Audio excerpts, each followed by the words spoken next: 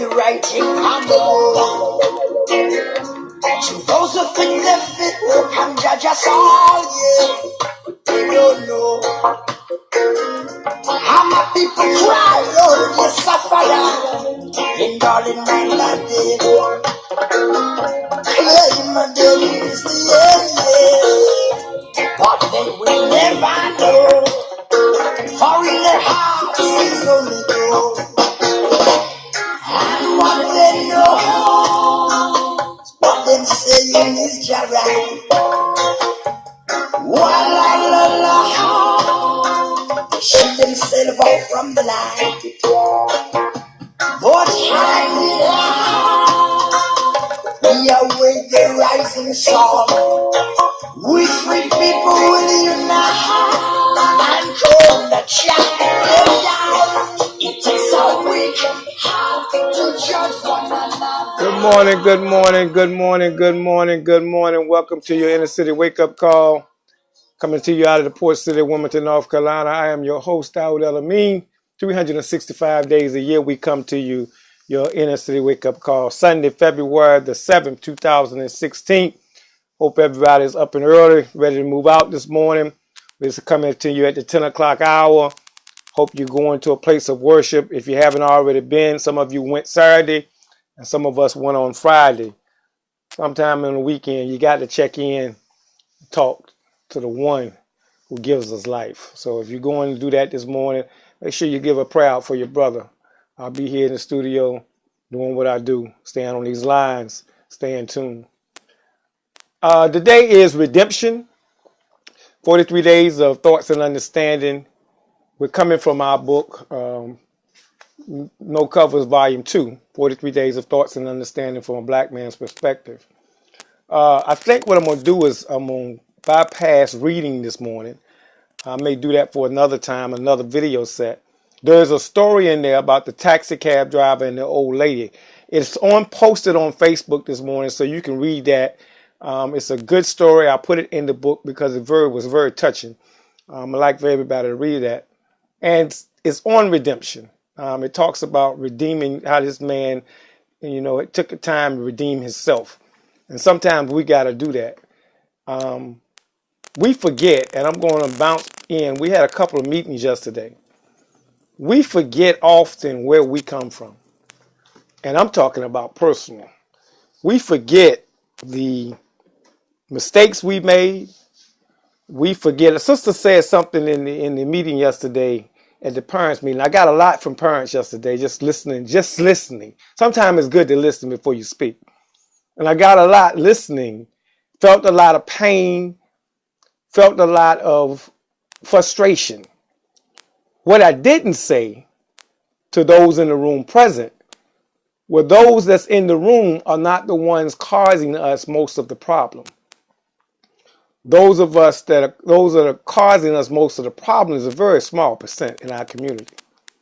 Now, with that being said, a lot of us don't want to do what needs to be done. Where I wish I had a closet prop where I could open it up and everything will fall out.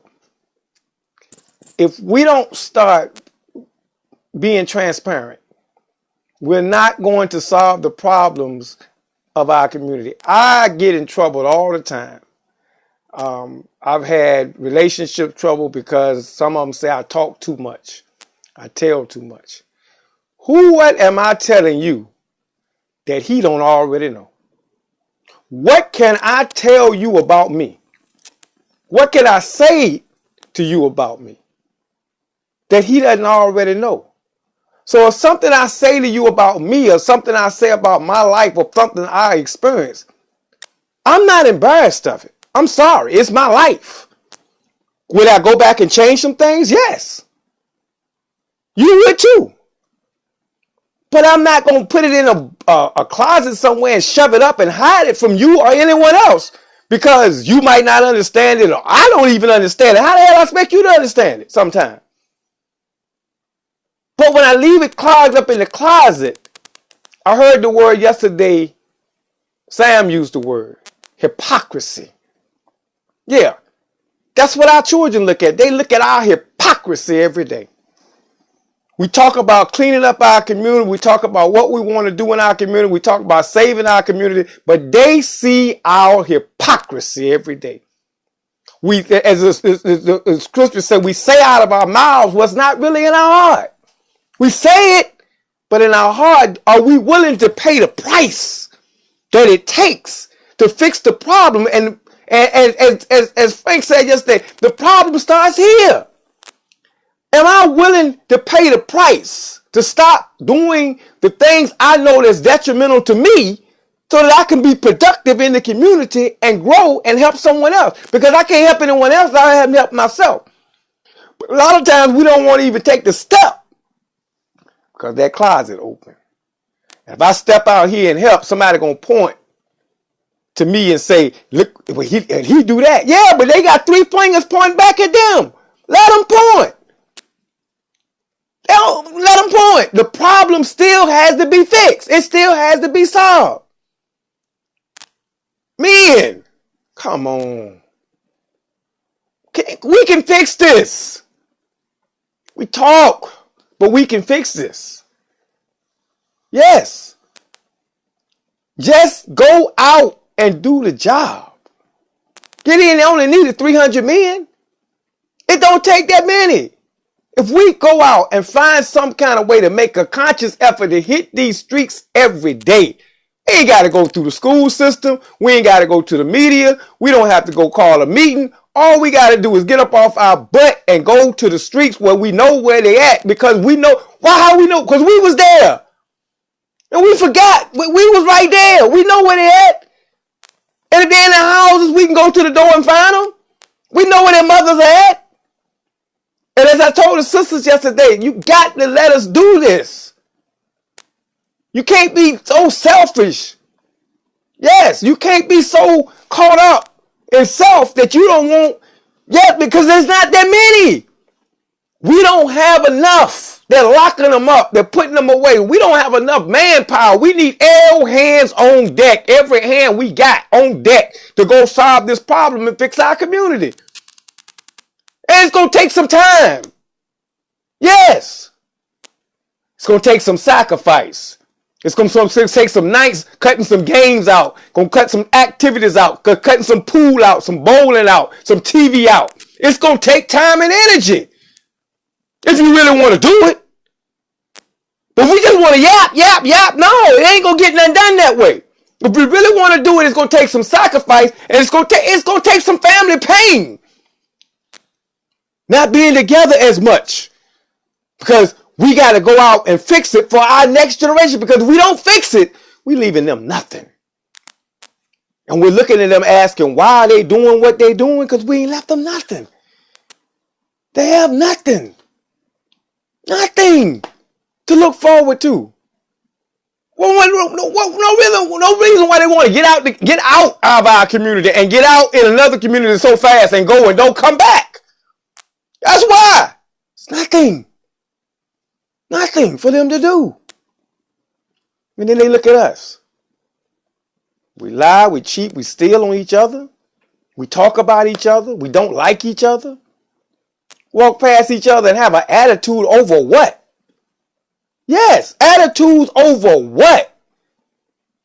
Because nobody want to walk to your beat. If you taking me somewhere, I'll walk there. If not, I'm going to walk on my own. But don't get upset. You get upset with me when you see me out here robbing and selling dope. Yeah, then you come get upset with me. Yeah. You see me out here laying out in the gutter, laid out, drunk as hell. Yeah, you come get upset with me then. Yeah. You get upset with me, you see me in the gambling house all night long, wasting and spending my money and not taking care of my children, and they need it and they not to. You get upset. Matter of fact, you come slap me silly. Yeah.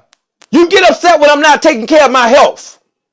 I'm sitting around here smoking and shooting up and killing myself and taking away my life. Yeah, then you get upset. But don't get upset with me, because I'm not walking the way you want me to walk.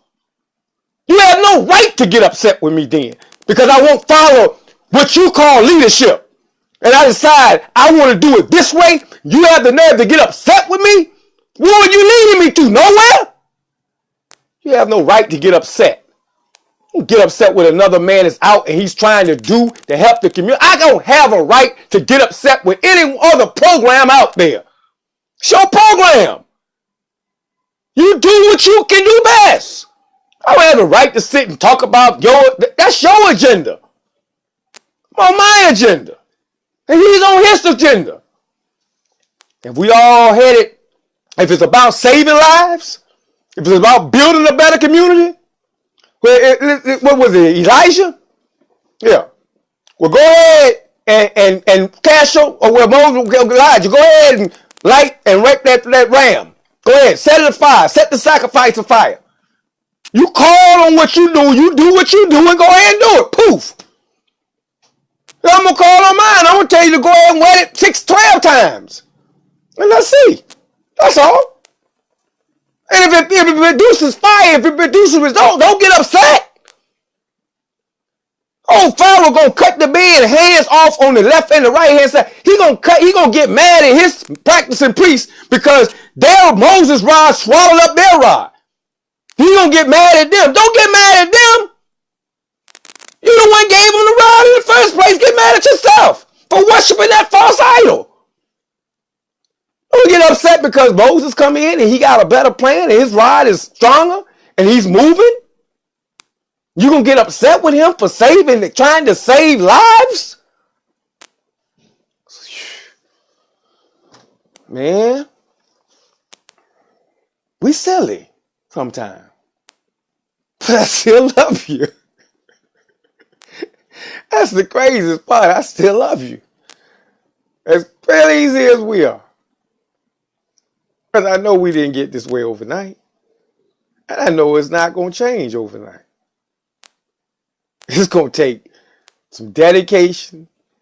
It's going to take me hiding a blind eye to certain things. It's going to take continual talking.